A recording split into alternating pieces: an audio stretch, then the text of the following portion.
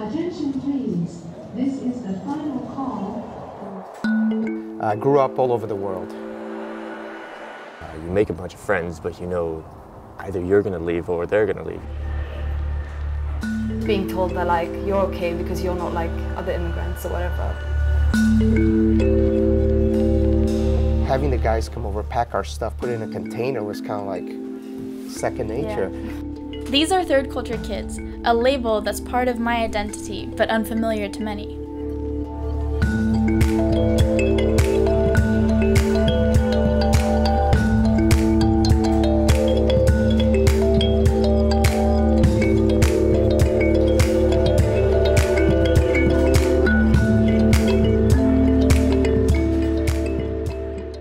I was born in Sweden, but I was 1.5 the first time that my family moved, and we haven't really stopped moving since. We first moved to Texas, then back to Sweden for a bit, then to Slovakia, Chicago, and I went to university in Florida at the same time that my parents moved to London. I studied abroad in Shanghai, and after graduation, I moved to Beijing.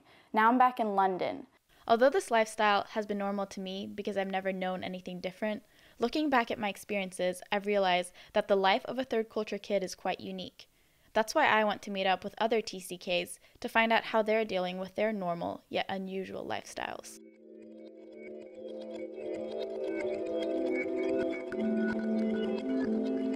I'm on my way to meet up with Brian, who's a student at the international school in Cobham. So I was born in Hungary. Okay. I lived there for half a year. Then I moved to Germany, which I lived for 2.5 years. And then I finally moved to Holland. Before we moved to China, I didn't actually know that we lived in Germany or Hungary. So by the time we moved to China, they told me and I was like, wait, what? I wasn't even born in Holland. Like in that period of time, I don't think I grew up in a very special way. It was just like normal life for me there. Do you think that maybe one day you'll want to stay in one place?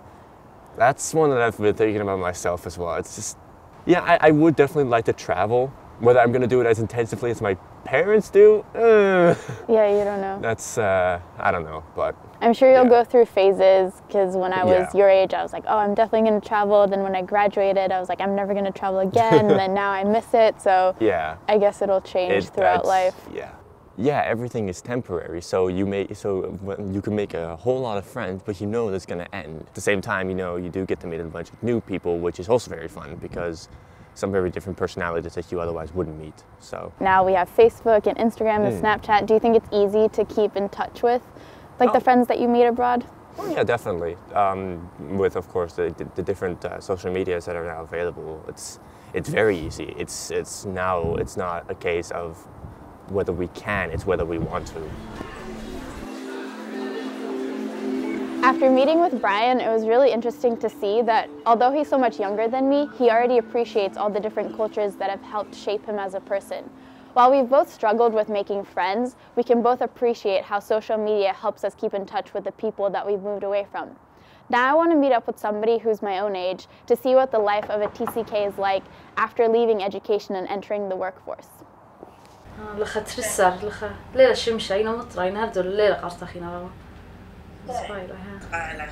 Okay.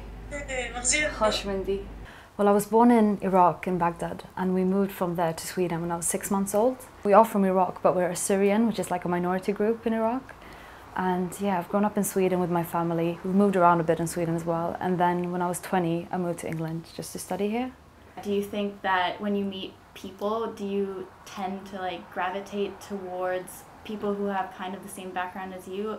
You know, yeah, definitely, actually, especially in Sweden, because a lot of my friends from Sweden are people that have parents from like Middle Eastern cultures. So we've kind of gone through the same things, like trying to adapt to like the Swedish culture.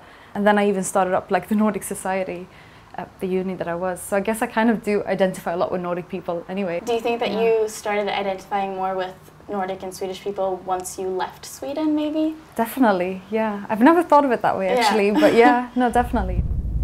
So it was really cool to meet with Natalia and hear from someone else who grew up in Sweden but never really identified as solely Swedish. Now I'm going to meet with Lal, who also grew up as a TCK and happens to be the president of a global corporation.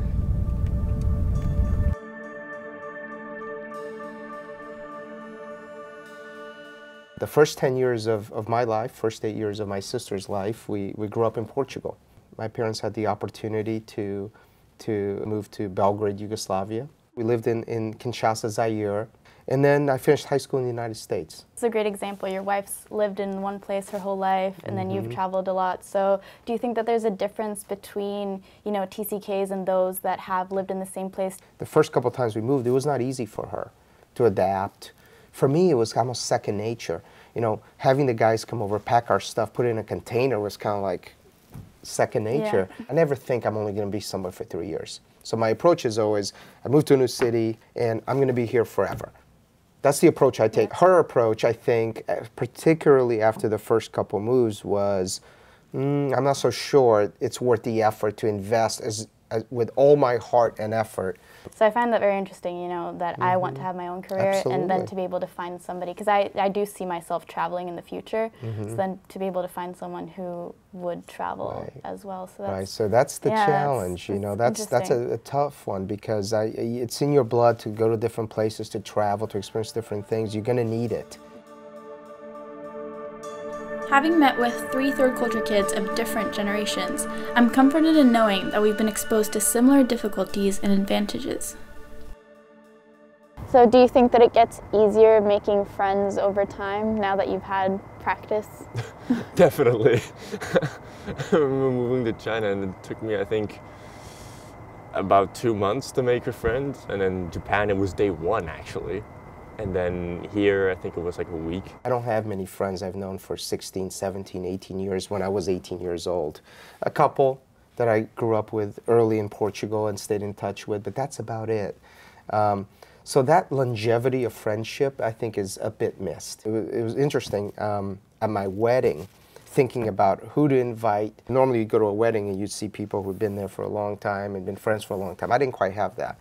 I've been quite good, so I've still kept like most of my friends from back home. We still meet up, because I go back quite a lot, like over summers, Christmas, like Easter, and then we Skype, we FaceTime all the time. But like it gets busy, and then sometimes someone will get annoyed because I've got too much to do and I haven't spoken to them in a while, but like I can manage it. The day where you'd have to write a letter to stay in touch with someone, it was tough. It was much tougher than today.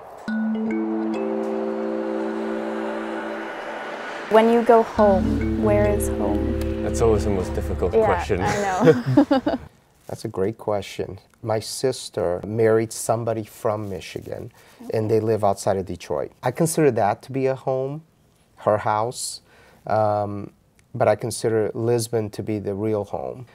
Everything tastes better in Lisbon. The food tastes better, the water feels right, the temperature is right. You know, it's got that familial, you know, comfort. You know, I consider myself to be more a citizen of the globe in many ways. For now, I think England, because I feel like I've set up my own life here. I've got my friends here, work here and everything, but Sweden as well, because of my family and my friends back home. So I think I might have two homes. I mean, at this point, I would say that every place that I've lived is kind of home. Because I mean, there's always a part of you that kind of stays there whenever you leave.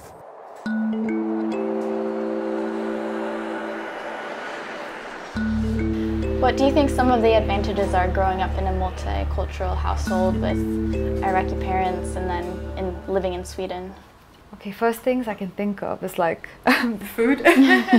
Just like experiencing both like Swedish food and then my mom's food. Yeah, just the cultural. Just, knowing two cultures, Yeah, definitely. I have absolutely no doubt that I wouldn't be where I am today had it not been for the opportunities I had as a child. I felt that it was just a great way to grow up, and it gave me great competitive advantages as an adult. Having said that, my wife grew up in the same place. She's from Riga, Latvia.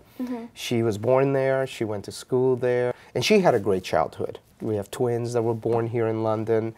We'd like to give an opportunity that's as rich as either one of us had. Do you think that there were any disadvantages? Probably a bit during my childhood. Like I found I was probably a bit insecure because of that whole thing. I clearly remember one day at school, I think we were like 10 and I just moved to a new school, and they had to ask me questions. Like one of the first things that came up was like, do you eat pork? I was like, really? Like just being like constantly asked like the same questions about where you're from and things like that. I feel more stable and confident with like who I am now, and I quite enjoy like having two different cultures that I can relate to. Is there ever a moment that you wish that you never moved? Ooh. At times, but that's only when like something bad has happened or I'm just like depressed. That's the only time, because I still have a friend of mine in Holland, and so he'll always be like, oh my God, I wish I could live the way that you live. And I'm like, you know what, it's really cool, but it does have a lot of like downsides to it. You're still separated by certain barriers. If you look at like certain mentalities, it's like the Japanese, they're very orderly. It's like when it comes to standing in lines, you know. I do kind of subconsciously just do that, even though other people are like, wait, why are you just standing? Even here in England, even though it's Europe, there's still very specific differences that still like set you apart. Otherwise, I don't think I would want to live just like a life staying in one place. I think because I've kind of lived that life since birth, really. Yeah. It's a natural thing. So I think I know the answer, but Yeah. if you could change your upbringing, would you change anything? You know the answer. No. No. Nothing at all. It was my parents gave my sister and I a great opportunity, and we'll always be thankful for that. Feeling like you don't belong is common for a third culture kid, but hearing Brian, Natalia, and Lal speak about their lives, it's clear that there's a community where all of us fit in. While we may not always have immediate friends, as getting to know new people comes in waves, the friends that we do make are people that we can reconnect with during any point in our life. This isn't only true for TCKs anymore. With the new age of technology, we're able to connect with people globally. These values, as we have as TCKs, are becoming the new normal. I have lived in Venezuela. Sweden. I grew up as a third culture kid there. China. Moved to Australia. London. Croatia. I've lived in Tokyo, Hong Kong. I currently live in Sao Paulo, lived in Brazil. Scotland and in England.